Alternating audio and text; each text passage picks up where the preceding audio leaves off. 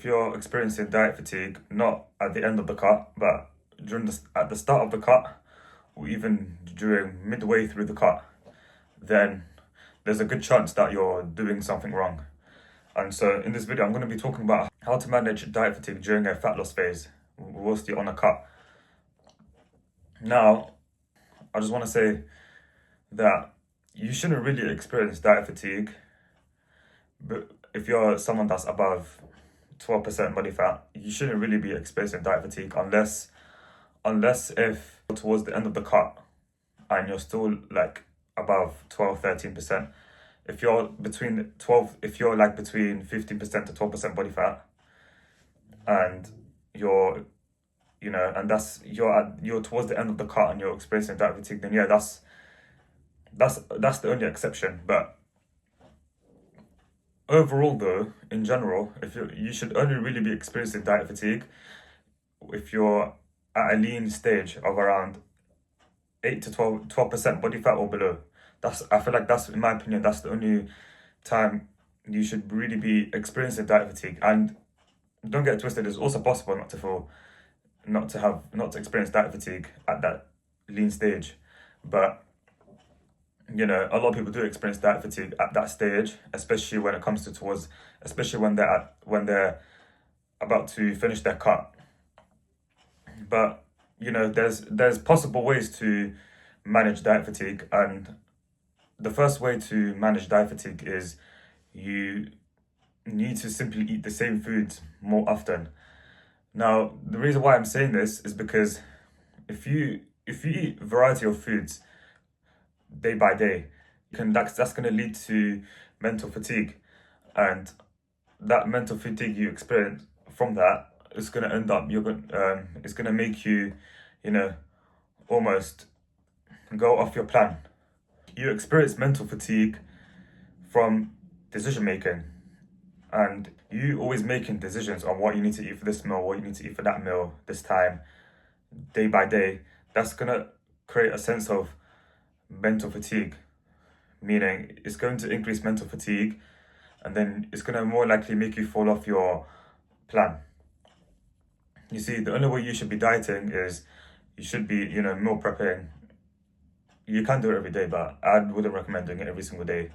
You can do it like every 3 to 5 days. You can meal prep across the next 3 to 5 days. But yeah, really and truly, the only reason why you should be meal prepping 3 to 5 days is so that you can be eating the same foods daily, and that's gonna allow you to not experience diet fatigue. You're gonna experience barely any cravings. You're gonna create more discipline for yourself.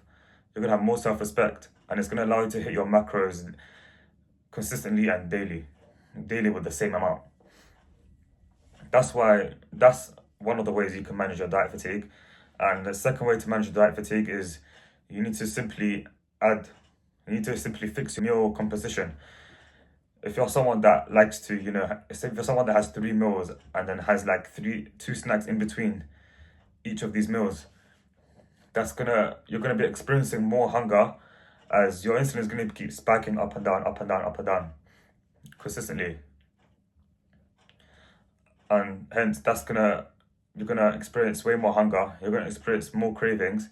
Therefore, you're gonna be experiencing diet fatigue if you do it in that way. If your meal composition is bad in this type of way, so instead of you having 5 meals a day with the 3 meals and 2 snacks that I mentioned earlier as an example,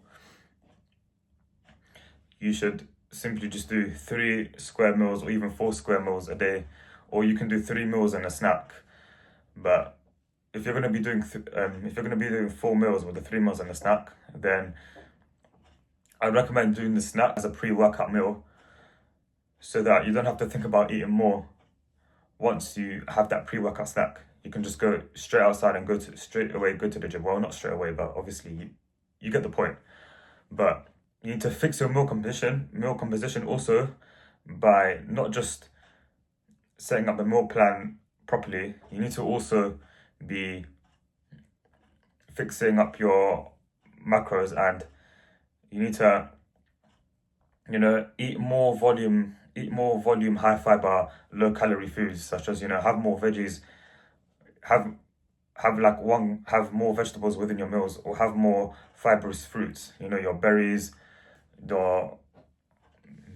kiwis, you know, any all of these type of fruits.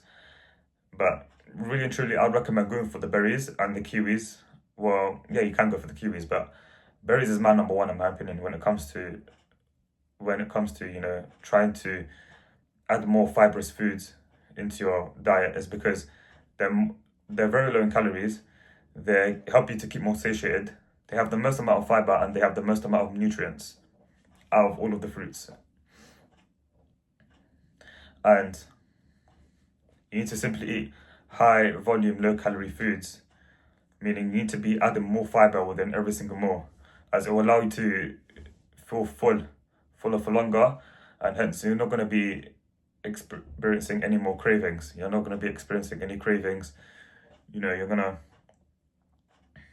feel more satiated. You're not gonna feel as hungry as much, and therefore it's going to help reduce diet fatigue.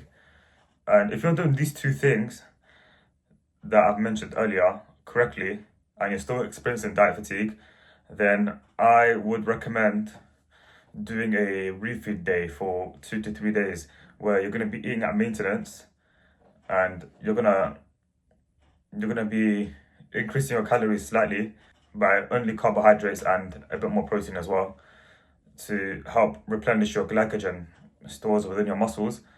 And it's going to help to also reduce your mental fatigue as well. And it's going to help to increase your gym performance as well.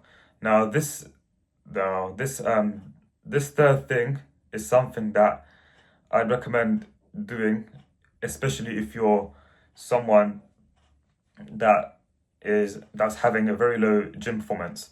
Your gym performance is suffering and you're towards the end of the cut, then this is something I would recommend doing, having a refeed day to help replenish your glycogen, help to increase your gym performance, and you can also reduce your cardio within that refeed day to, help to reduce your mental fatigue.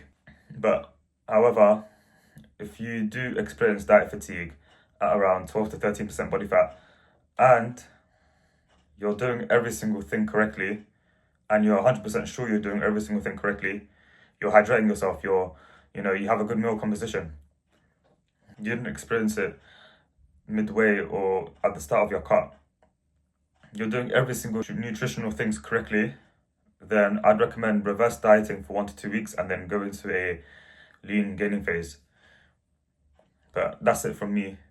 If you have any questions regarding this, then drop the questions in the comments and I'll answer them for you.